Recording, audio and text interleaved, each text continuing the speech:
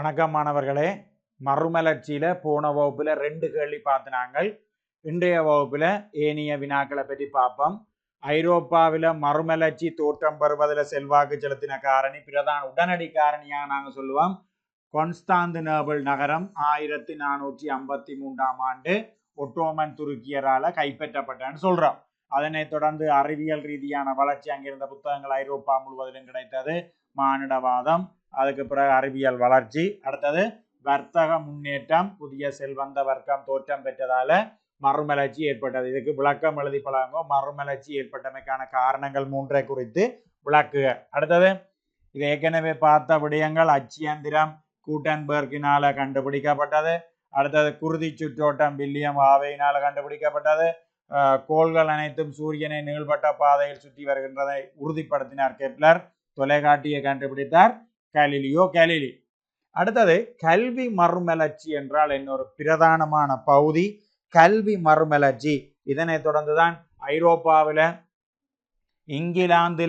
இங்கிலாந்துல ஒக்ஸ்போர்டும் கேம்பிரிட்ஜும், அடுத்தது போர்த்துகல்ல இத்தாலியில போலஞ்சாவும் பாதுவாவும், அதே மாதிரி பிரான்ஸ்ல பாரிஸ், இவ்வாறான பல்கலைக்கழகங்கள் தோற்றம் பெற்றன.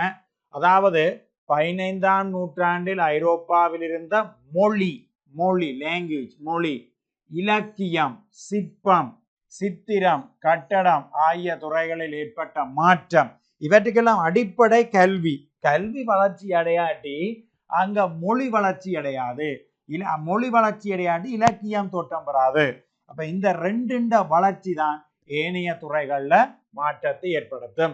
அடுத்த மிக பிரதானமான விடயம் மறுமலர்ச்சி காலத்தில் இலக்கியம் பல இலக்கியங்கள் பல்வேறுபட்டவர்களால் படைக்கப்பட்டது. அந்த வகையில Dante, Petrarch, Boccaccio, Thomas More, Francis Bacon, William Shakespeare இவர்கள் எந்த நாடு, இவருடைய பெயர், நாடு, அவர்களுடைய இலக்கியம் தயவு செய்து ஒருக்கா அட்டவணைப்படுத்திக் கொள்ளுங்க. இந்த முறை மாறி பணியாற்றியவர்களை கேட்காமல் இவர்களுடைய படைப்பு அல்லது நாடு திருப்ப வருது. MCQல திருப்ப வருது. இந்த கேள்விதான் திருப்ப வருது. அப்ப இதற்காக பார்த்துக்கொள்ளுங்க. அடுத்தது மறுமலர்ச்சி காலத்தில் புதிய வர்த்தக பாதைகள் கண்டுபிடிக்கப்பட்டமையால ஏற்பட்ட விளைவுகள் நாங்கள் ஏற்கனவே பார்த்திருக்கிறோம். நாடுகான் பயணம் என்றா என்ன, நாடுகான் பயணங்கள்ல ஈடுபட்டவர்கள் யாரு, அதனுடைய விளைவு. அப்ப அதையும் அட்டவணைப்படுத்துங்க. யார் ஈடுபட்டது, என்னத்தை கண்டுபிடிச்சது, என்ன நாடு. அடுத்த விடயம் மிக முக்கியமான விடயம் மறுமலர்ச்சியின தோற்றம் பெற்ற இத்தாலிய நகரங்கள். நாங்கள் ஏற்கனவே இதை பற்றி பார்த்திருக்கிறோம். இது திருச்சபையில, அதாவது திருச்சபை சமயம் குறைபாடு நிறைந்ததாக இருந்தது. திருச்சபை தன்னுடைய அதிகாரத்தை துஷ்பிரயோகப்படுத்தியது. இயேசு கிறிஸ்துவினுடைய பிரதானமான விடயமாகிய மன்னிப்புக்கு எதிராக பாவ மன்னிப்பு பத்திரங்களை அச்சடித்து விற்பனை செய்தது. இவ்வாறான பல்வேறுபட்ட குறைபாடுகளின் நிமித்தம் சமயத்தில் ஜோன் வைக்லிப், மார்ட்டின் லூதர் இவ்வாறானவர்கள், இதில் பிரதானமானவர் மார்ட்டின் லூதர், இவ்வாறானவர்கள் திருச்சபையில் இருந்த குறைபாடுகளை பற்றி மக்களுக்கு எடுத்து கூறினார்கள். நீங்க பின்பற்றி கொண்டிருக்கிற விடயம் தவறானது, இதுல இருந்து நீங்க விடுபட்டாதான் திருச்சபையை மாற்றி அமைக்கலாம் என்று அவர்களுடைய கருத்து. அது ஏற்றுக்கொள்ளப்படாததால அவர்கள் புதிய பல சபைகளை மார்ட்டின் லூதரால புரட்டஸ்தாந்து மதம் உருவாக்கப்படுவதற்கு கூட அந்த விடயம் போய் செல்வாக்கு செலுத்தியது. ஏனென்று சொன்னால் மானிடவாத கருத்துகள், கடவுளை விட, இதுல நீங்க இந்த சொல்லு பாவிக்காம விடலாம், பிரச்சனை இல்லை. மனிதன் மேன்மையானவன், ஏனைய ஜீவராசிகளை விட மனிதன் மேன்மையானவன் என்ற கருத்துக்கு மேலாக கடவுளை விட மனிதன் மேன்மையானவன் என்ற கருத்து ஐரோப்பாவில் தோற்றம் பெற்றமையால்தான் சமய மறுமலர்ச்சி என்ற விடயம் ஏற்பட்டது. அடுத்தது கட்டட கலைஞர்கள். இது எங்களோட புத்தகத்துல இலைமறை காயா இருக்குது, கொஞ்சம் பார்த்துக்கொள்ளுங்க. பிரமத்து, அதே மாதிரி Leonardo da Vinci, Michelangelo, Raphael. இதனாலதான் டாவின்சியை நாங்கள் சொல்றோம் முழுமையான மனிதன். சகல துறைகள்லையும் அவருடைய பங்களிப்பு இருந்தது. சித்திரத்தில் இருந்தது, அதே மாதிரி கட்டடத்தில் இருந்தது, அவர் ஒரு விஞ்ஞானி. இவ்வாறு எல்லா துறைகள்லையும் இருந்ததால தான் இந்த டாவின்சி முழுமையான மனிதன் என அழைக்கப்படுகிறார். அப்ப நீங்க இந்த மறுமலர்ச்சி என்ற பாடத்தில் முதலாவது பார்க்க வேண்டியது யார் என்ன படைப்புகளை செய்திருக்கிறார்கள், அவர்களுடைய நாடுகள். அடுத்தது தாந்தேக்கு என்ன பட்டப்பெயர் அல்லது முக்கியத்துவ பெயர், லியோனார்டோ டாவின்சிக்கு என்ன முக்கியத்துவமான பெயர், இவ்வாறு பலருடைய பெயர். அதே மாதிரி ஒவ்வொரு துறையிலையும் கலிலியோ கலிலி, அதே மாதிரி நிக்கோலஸ் கொப்பர்னிக்கஸ் அதாவது இலக்கியத்தின் தந்தை, அதே மாதிரி நவீன விஞ்ஞானத்தினுடைய தந்தை, அதே மாதிரி பூரண மனிதன், செயற்பாட்டு விஞ்ஞானத்தின் தந்தை. இது ஒரு எழுதி தயவு செய்து அட்டவணைப்படுத்திக் கொள்ளுங்க, எக்ஸாமுக்கு உதவும். அந்த வகையில கட்டடம் மறுமலர்ச்சிக்கு முன்னரான கலைகள்ல கட்டடக்கலை வித்தியாசமான கட்டமைப்பை பெற்றிருந்தது. மறுமலர்ச்சி ஏற்பட்ட பிறகு கலைகள்ல மாற்றம் ஏற்பட்டது. அப்ப அதுல பிரதானமானது இந்த கட்டடக்கலை. கட்டடக்கலையில ஏற்பட்ட மாற்றத்தை தான் நாங்கள் இலங்கையில யாழ்ப்பாணத்தில கிறிஸ்தவ தேவாலயங்கள்ல பார்க்கலாம். உயரமான தூண்கள், வளைந்த கட்டட அமைப்பு, இவ்வாறான விடயங்களை நாங்கள் பார்க்கலாம். அடுத்தது மறுமலர்ச்சி இலங்கை மீது. மறுமலர்ச்சி இலங்கை மீது ஏற்படுத்திய தாக்கங்கள். அந்த தாக்கங்களை பிள்ளைகள் வடிவா பாருங்கோ. தாக்கங்களை நாங்கள் 3 வகைப்படுத்தலாம். ஒன்று சமூக ரீதியான தாக்கம், இரண்டாவது பொருளாதார ரீதியான தாக்கம், மற்றது அரசியல் ரீதியான தாக்கம். மிக முக்கியமான விடயம். இந்த பாடம் உங்களுக்கு விளங்கணும்னா இது விளங்கணும். இந்த பாடம் மறுமலர்ச்சியால ஐரோப்பாவில மாற்றம் ஏற்பட்டது, மறுமலர்ச்சியால இலங்கையில மாற்றம் ஏற்பட்டது. மறுமலர்ச்சி என்ற ஒரு கன்செப்ட் உலகத்தில மாற்றத்தை ஏற்படுத்தி இருக்கு, ஐரோப்பாவில மாற்றத்தை ஏற்படுத்தி இருக்கு, அதேவேளை இலங்கையிலையும் மாற்றத்தை ஏற்படுத்தி இருக்கு. அந்த தாக்கத்தை நாங்கள் எத்தனை வகைப்படுத்தலாம்னா 3 வகைப்படுத்தலாம். ரைட், நாங்கள் பார்ப்போம். அரசியல் ரீதியான விளைவு என்ன, பொருளாதார ரீதியான விளைவு என்ன, சமூக ரீதி. எங்களுக்கு இதான் அங்க கேள்வியா கேட்டார். இலங்கையில மறுமலர்ச்சி சமூக ரீதியாக இவ்வாறான தாக்கத்தை ஏற்படுத்தியது. இது விவாதத்துக்கு உட்படுத்த வேண்டிய விடயம். இரண்டாவது குளோபலைசேஷன் காய்ச்சி கொண்டிருக்கிறோம். உலகமயமாதல். ஒரு நாடு தனது அரசியல் எல்லைக்கு அப்பால போய் இன்னொரு நாட்டோட தன் நாட்டை ஒப்பிடுது. என்னத்தில் ஒப்பிடுது? அரசியல்ல ஒப்பிடுது, அரசியல்ல ஒப்பிடுது, பொருளாதாரத்தில் ஒப்பிடுது, சமூகத்தில் ஒப்பிடுது. அப்ப மறுமலர்ச்சி என்ற ஒரு விடயம் ஏற்பட்டிருக்காட்டி இந்த உலகமயமாதல் என்ற விடயம் கேள்விக்குறியான விடயமாக இருந்திருக்கும். அப்ப இந்த 3 கேள்விகளும் ஒன்றோடொன்று தொடர்புபட்ட கேள்விகள். மறுமலர்ச்சி இலங்கை மீது எவ்வாறான தாக்கத்தை, என்ன தாக்கத்தை, சமூக பண்பாட்டு ரீதியான என்ன தாக்கத்தை ஏற்படுத்தியது. அடுத்தது மறுமலர்ச்சி என்பது உலகத்தில் எவ்வாறான மாற்றத்தை ஏற்படுத்தியது. அடுத்தது மறுமலர்ச்சி இலங்கையில அரசியல் ரீதியாக, பொருளாதார ரீதியாக, சமூக பண்பாட்டு ரீதியாக என்ன மாற்றத்தை ஏற்படுத்தியது. நீங்க மறுமலர்ச்சி என்ற விடயத்தை எடுத்து போட்டு இதுல கொண்டாந்து நாடுகாண் பயணம் என்ற விடயத்தை போட்டு பாருங்க. நாடுகாண் பயணம் இடம்பெற்றதால இலங்கையில என்ன அரசியல் மாற்றம், என்ன பொருளாதார மாற்றம், என்ன சமூக மாற்றம். நாடுகாண் பயணங்கள் இடம்பெற்று காட்டி ஐரோப்பியர் கீழே தேசங்களுக்கு வந்திருப்பார்களா? இல்லை. ஐரோப்பியர் கீழே தேசங்களுக்கு வந்திருக்காட்டி இலங்கைக்கு ஐரோப்பியர் வந்திருப்பார்களா? இல்லை. அப்ப மறுமலர்ச்சியினால என்ன விடயங்கள் உலகத்துல ஏற்படுத்தப்பட்ட மாற்றம்? என்ன விடயம்? ஒன்று அரசியல் விடயம், இரண்டாவது பொருளாதார விடயம், மூன்றாவது சமூக பண்பாட்டு விடயம். அரசியல் மாற்றம் என்ன? ஜனநாயகம் அறிமுகப்படுத்தப்பட்டது. மன்னராட்சி முறை சரியில்லை என்று சொல்லி அதுக்கு பிறகு ஜனநாயகம். அந்த ஜனநாயகத்தை இலங்கையில் அறிமுகப்படுத்துவதில் 1833ஆம் ஆண்டு அறிமுகப்படுத்தப்பட்ட கோல்ப்ரூக் கமரன் சீர்திருத்தம் மிகவும் முக்கியமானது. இதுதான் முதல் சட்ட வாக்க கழகத்தை அறிமுகப்படுத்தியது. இந்த சட்டவாக்க கழகம் 15 பேரோடு அறிமுகப்படுத்தப்பட்டது. இன்றைக்கு 225 பேரை கொண்ட பாராளுமன்றமாக வியாபித்திருப்பதற்கு காரணம் இந்த அரசியல் மாற்றம். ரைட்? அதுல முதலாவது அரசியல் சீர்திருத்தங்கள் காரணமாக பாராளுமன்ற ஆட்சி முறை அறிமுகமானது. இதற்குத்தான் நாங்கள் சொல்றோம், இலங்கை பூராக பிரித்தானியரால் 1815 ஆண்டு கைப்பற்றப்பட்டது. 1815 இலங்கை பூராக கைப்பற்றப்பட்ட பின்னர் மன்னர் ஆட்சி முறை ஸ்ரீ விக்ரமராஜசிங்கன் ஆட்சி இல்லாமல் போய் ஸ்ரீ விக்ரமராஜசிங்கனுக்கு பதிலாக இலங்கையில் ஒரு வேக்கண்ட், ஒரு வெற்றிடம் ஏற்பட்டு அதற்கு பிறகு இலங்கையில of the people, by the people, for the people, மக்களினால் மக்களுக்காக மக்களின் பிரதிநிதிகளால் ஆளப்படுகின்ற ஜனநாயகம் என்ற ஒரு கன்செப்ட், எண்ணக்கரு அறிமுகப்படுத்தப்படுவதற்கு பிரதானமான காரணம் மறுமலர்ச்சி ஏற்பட்டமை. இரண்டாவது, பழைய சட்ட திட்டங்கள் மறைந்து போனது. இலங்கையில் இந்த கண்டிய சட்டம் அல்லது ஏனைய சட்டங்கள், இலங்கையில இருந்த சட்டங்கள் எல்லாம் இல்லாமல் போய் ரோமன் டச்சு சட்டம் இலங்கையில அறிமுகப்படுத்தப்பட்டது.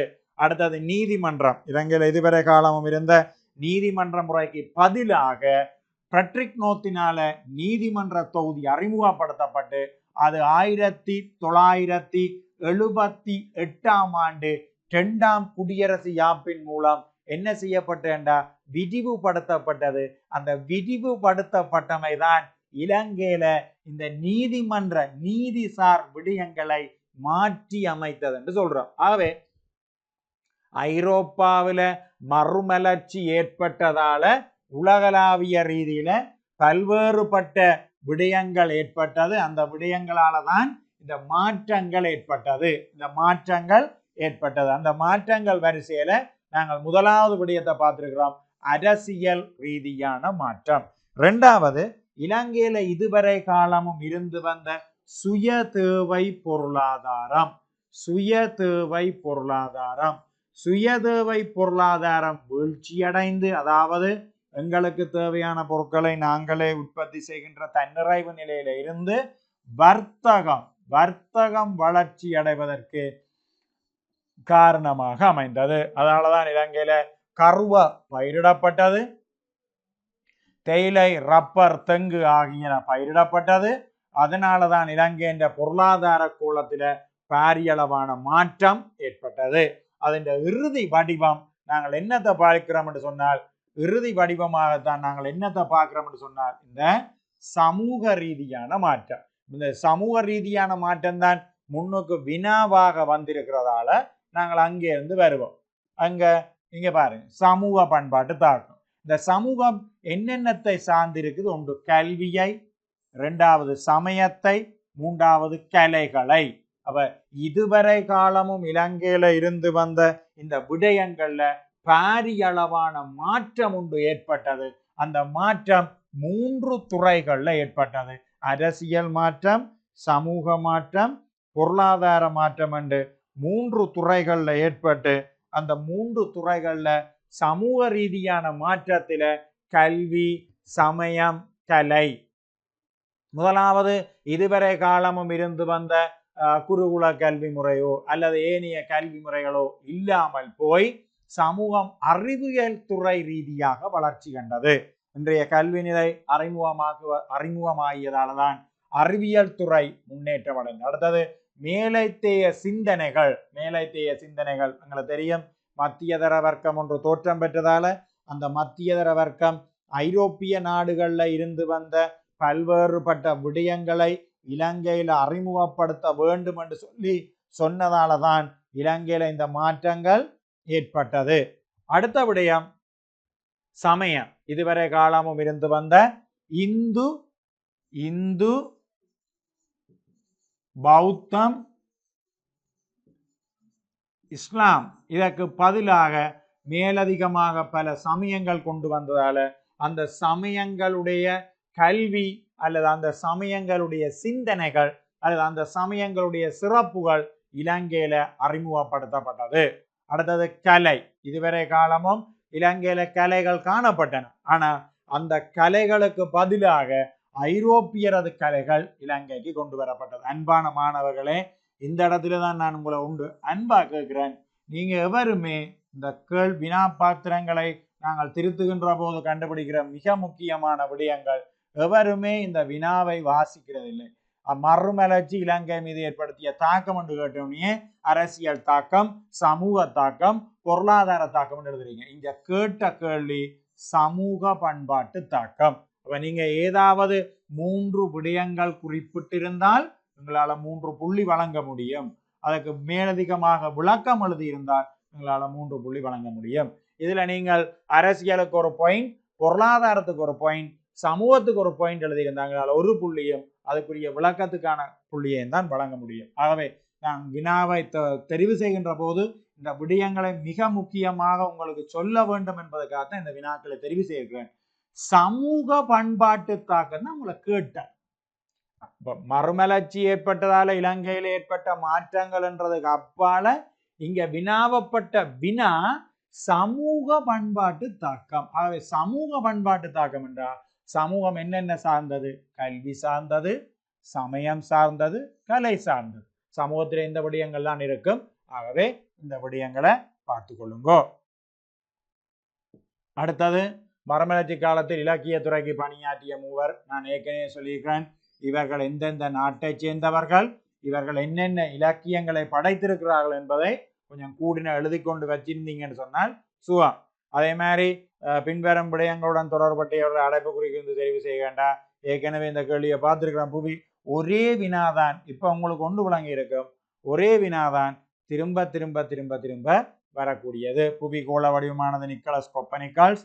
ஆப்பிரிக்காவின் தென்முனைக்கு பெயர்படுதல் பர்தலோமியோ டயஸ்.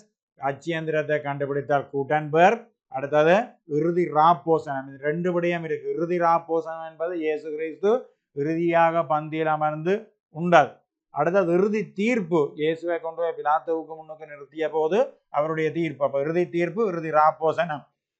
இந்த 2 ஓவியங்களையும் கொஞ்சம் கூடினளவு பார்த்துக்கொள்ளுங்க. இறுதி ராப்போசனத்தை கீறினது டாவின்சி, இறுதி தீர்ப்பை கீறினது மைக்கேல் ஆஞ்சலோ.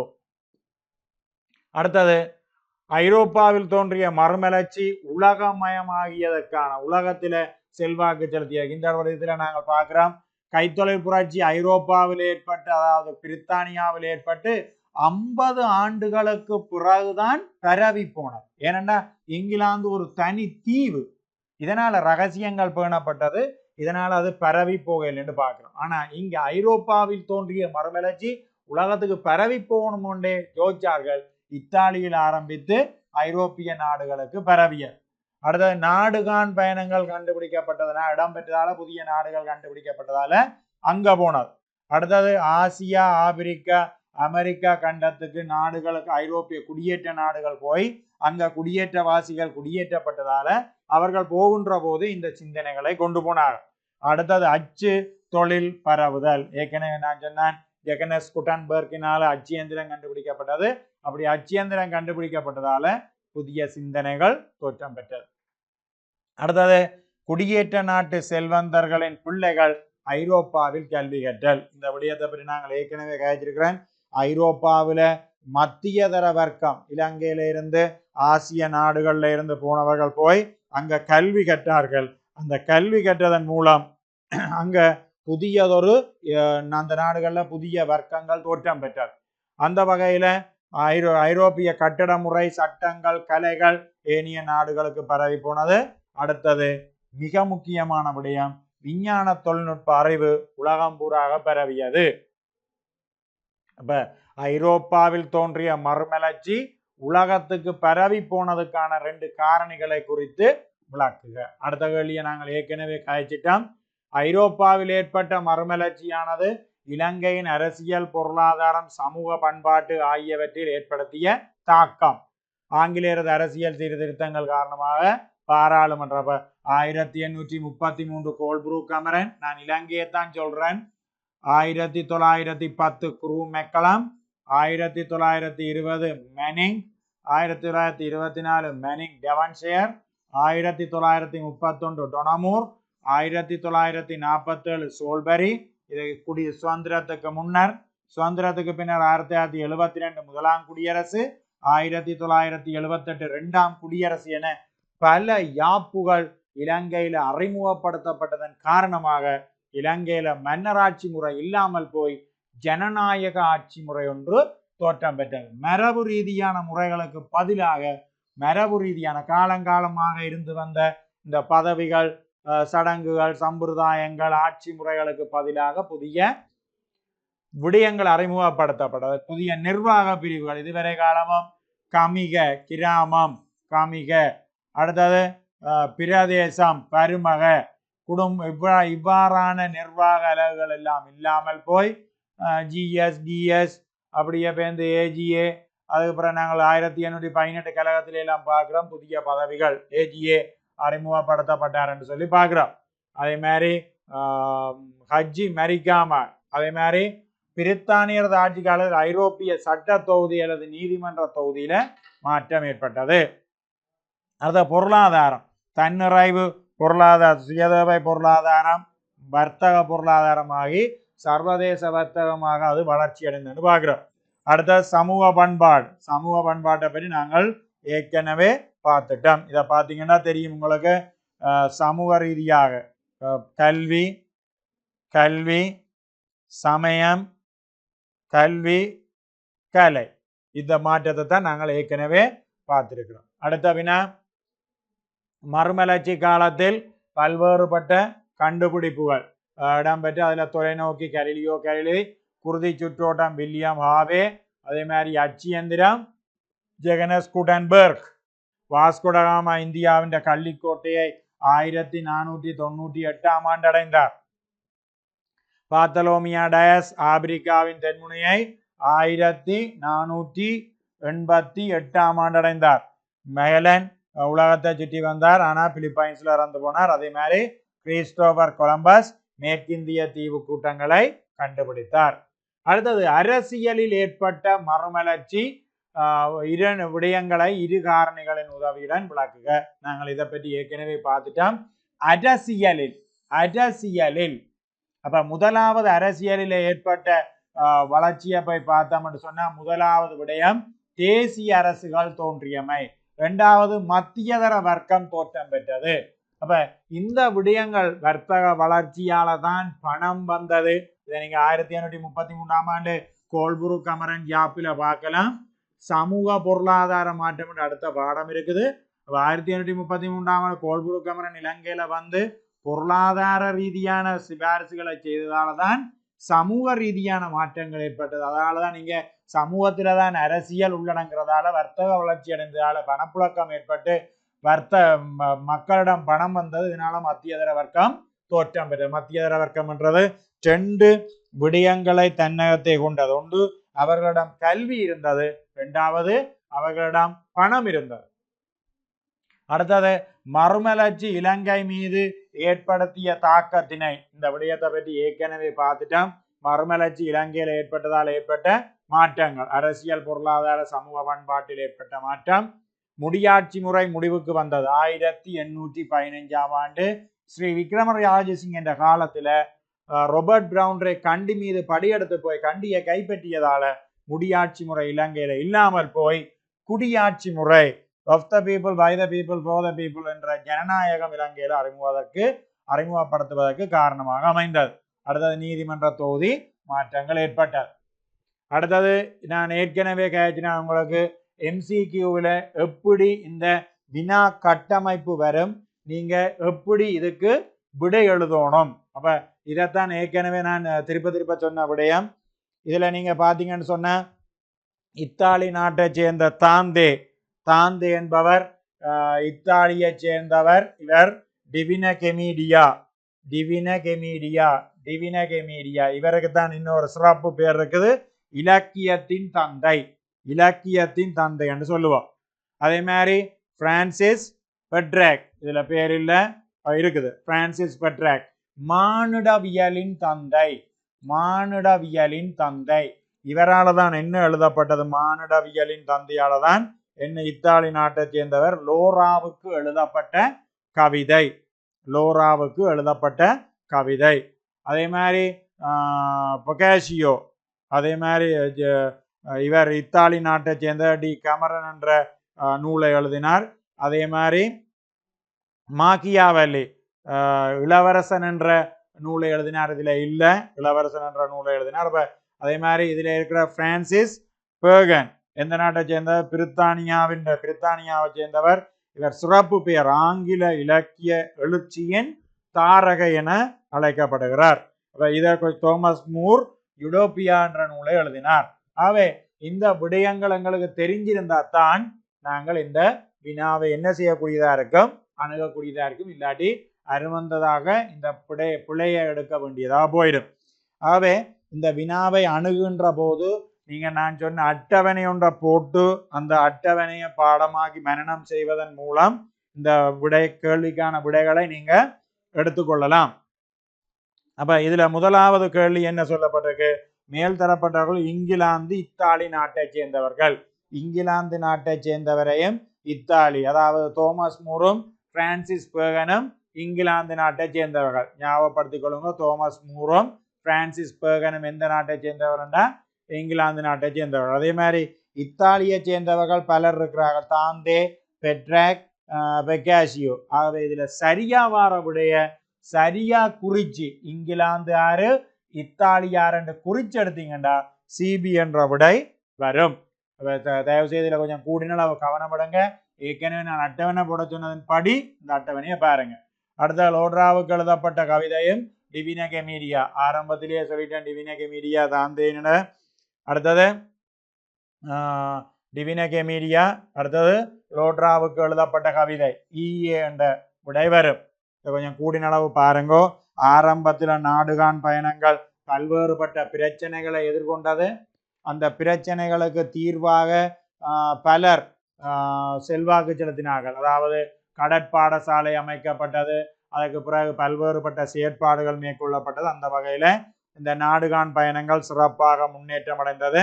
இதுல எந்தெந்த நாட்டை சேர்ந்தவர் என்று பார்த்தோம்னு சொன்னா 8ஆம் ஹென்றி இங்கிலாந்து நாட்டை சேர்ந்தவர், கடலோடி ஹென்றி போர்த்துகல் நாட்டை சேர்ந்தவர், அதே போல ஸ்பானியா நாட்டை சேர்ந்தவர்.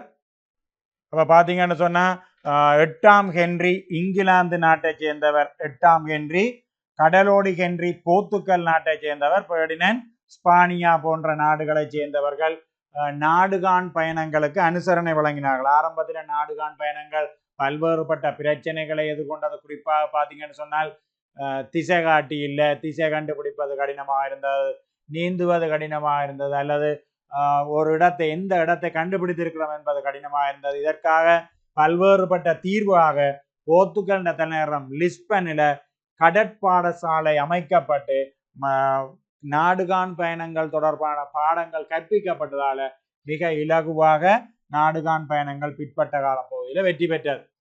அடுத்தது நான் ஏற்கனவே சொன்னேன் உங்களுக்கு எந்தெந்த துறையில யார் யாரு பங்களிப்பு செய்தால், எந்தெந்த துறையில யார் யாரு பங்களிப்பு செய்தால். இப்ப ஏற்கனவே பார்த்தினாங்க கலைத்துறையில 4 கலைத்துறைகளை பார்த்தினாங்க. சிற்பம், சித்திரம், இலக்கியம், கட்டடம். அதே மாதிரி விஞ்ஞானம், அதே மாதிரி சமயம்,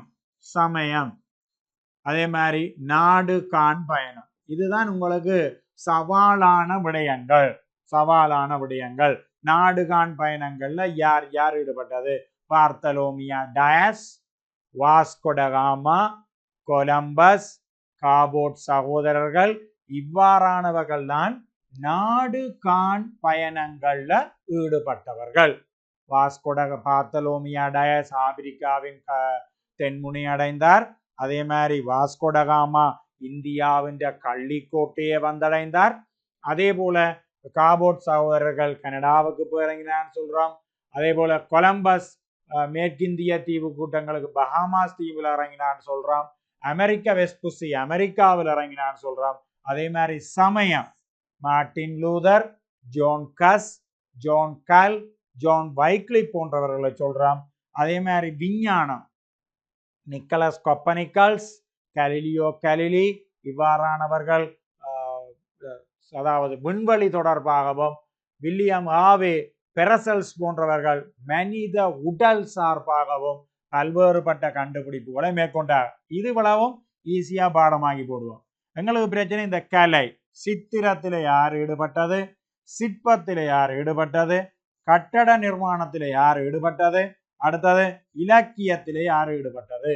இது ஒரு பெரிய சிக்கலான விடயமாக இருக்குது, ரைட். ஆகவே முதலாவது இந்த இந்த இந்த பகுதிய அணுகோணம் என்று சொன்னால் இவ்வளத்தையும் இணைத்ததாக நீங்கள் ஒரு அட்டவணை ஒன்றை ப்ரிப்பேர் பண்ணீங்கன்னு சொன்னால் மிக இலகுவாக நீங்க இந்த பகுதிய பாடமாக்கி கொள்ளலாம். அந்த வகையில சித்திரக்கலை, சிற்பக்கலை, கட்டடக்கலை, இதனாலதான் அவரை நாங்கள் பூரண மனிதன் என்று சொல்லுவோம். பூரண மனிதன் என்று சொல்லப்படுபவர் யார் என்று பார்த்தீங்கன்னா பூரண மனிதன். இதன் சிற்பக்கலையில ஈடுபட்டார், சித்திரக்கலையில ஈடுபட்டார், அதே மாதிரி கட்டடக்கலையில்.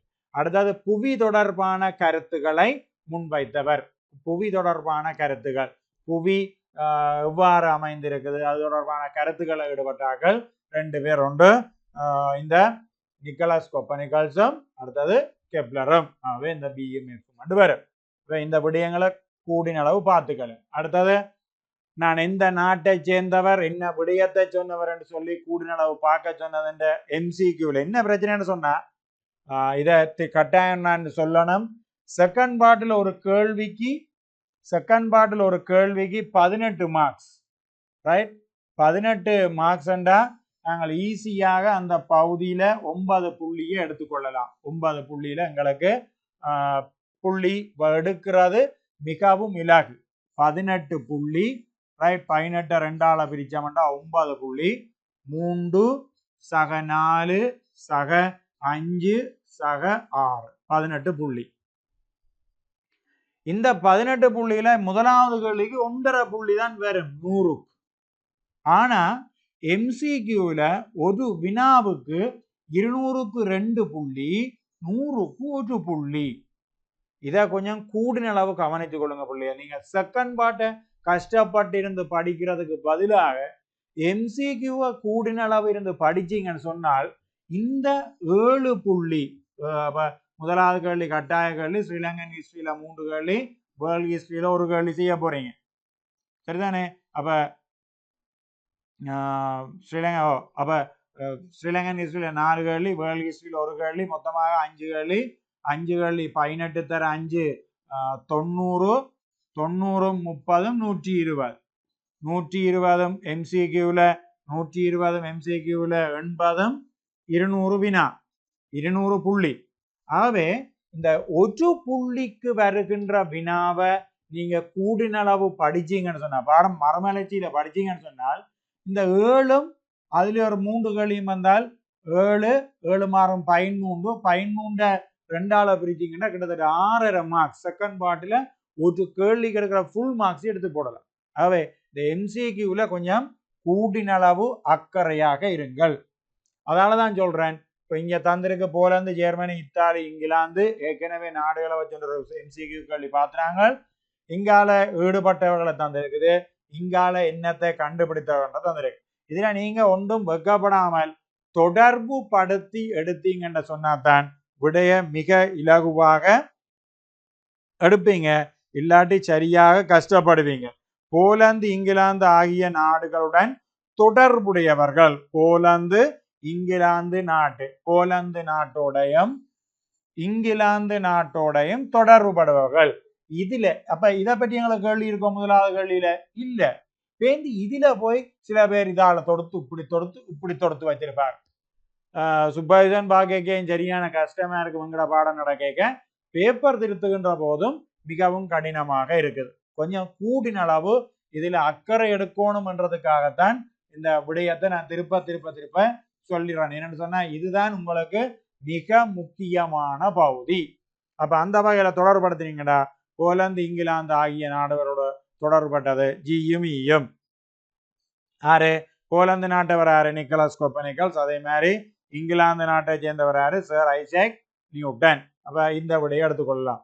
ஜெகனஸ் கொப்லரோடு தொடர்பு பட்டது. அப்ப ஏற்கனவே ஒருவர் சொன்னார் சூரியனை மையமாக கொண்டு பூமி சுற்றுகின்றார். இவர் சொன்னார் இல்ல 8 கோள்களும் முந்தி 9 கோள்கள் இருந்தது, புளூட்டோ நீக்கப்பட்டது, ஆகவே 8 கோள்கள், ஆகவே 8 கோள்களும் சுற்றி வருதுன்னு சொன்னார். ஆகவே எந்த விடையா இருக்கும் தொடர்பட்டது? ஒன்று இது கட்டாயமாக வரும். அடுத்தது அவர் எந்த நாட்டை சேர்ந்தவர்? பியோட தொடர்பட்டவர். ஆகவே ஜெர்மனியோட தொடர்பட்டவர். பியும் ஜேயும் என்ற விடையா இருக்கும். சரிதானே? கொஞ்சம் அடுத்த கேள்வி பதங்களை கருத்து கொண்டு இது மிகவும் கடினமான பகுதி. நீங்கள் சும்மா அணுக இயலாது. அதாவது 2 கூற்றும் உங்களுக்கு தெரிஞ்சிருந்தா தான் இந்த கேள்விக்கு நீங்கள் விடைய எழுதி கொள்ளலாம், கண்டுபிடிச்சு கொள்ளலாம். இலகுவாக கண்டுபிடிக்கணும் என்று சொன்னால் இதுல கூடின அளவு அக்கறை எடுங்க. முதலாவது கேள்வி, முதலாவதின் அனுசரணையின் காரணமாக இரண்டாவது. முதலாவது எப்ப எங்களுக்கு உதவி செய்தோ, ஆசிரியர் உதவி செய்யறதால மாணவன் படித்தான். மாணவன் ஏன் படித்தான்? ஆசிரியர் உதவி செய்ததால. இதுல கொஞ்சம் அக்கறையா இருங்க.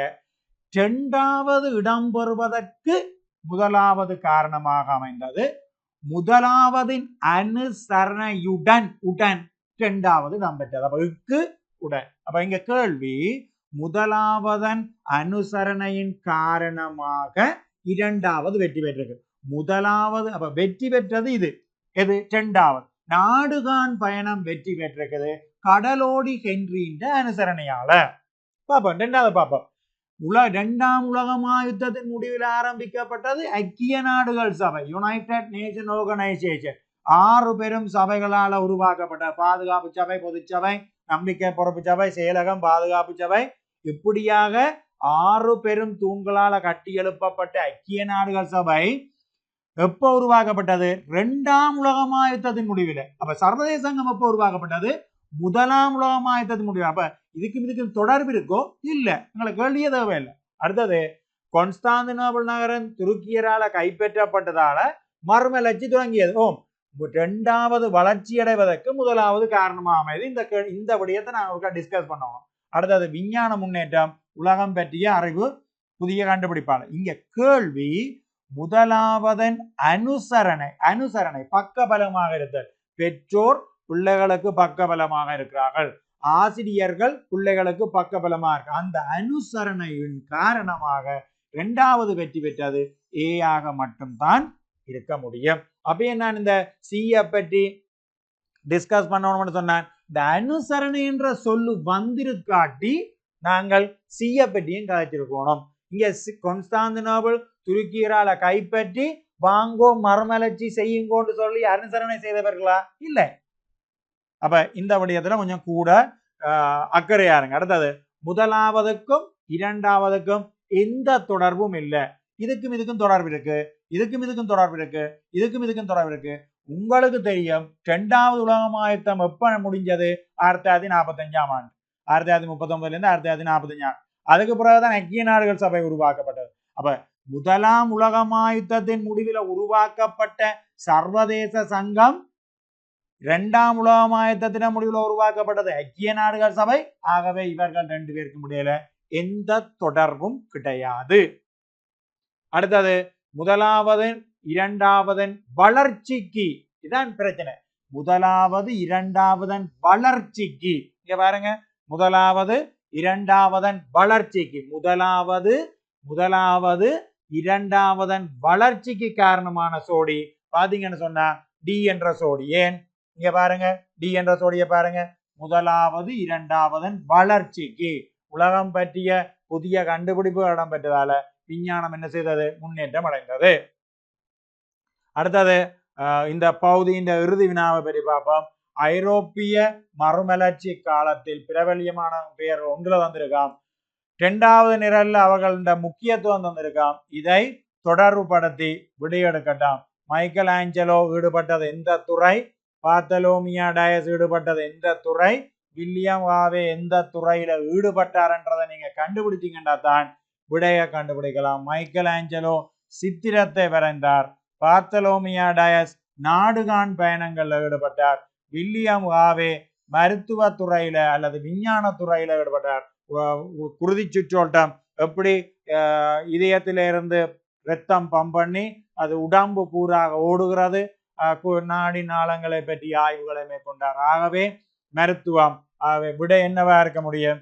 BAD என்ற விடை. ஆகவே மீளவும் நான் உங்களை நினைவுபடுத்துறது, MCQ மறுமலர்ச்சியில வந்தால் அந்த வினாக்களை இலகுவாக அணுகி நீங்க செய்யறதுக்கு அட்டவணை ஒன்றை தயாரிங்க. இதே மாதிரி அந்த அட்டவணையில எல்லாத்தையும் குறிப்பிடுங்க, மிக இலகுவாக செகண்ட் பார்ட்டை நீங்கள் என்ன செய்து கொள்ளலாம் மறுமலர்ச்சியின் விளைவு நாடு காண்பயணங்களோட விளைவுகள் என்பவற்றை நீங்கள் அறிந்து கொள்ளலாம். சரிதானே? ரைட். நன்றி.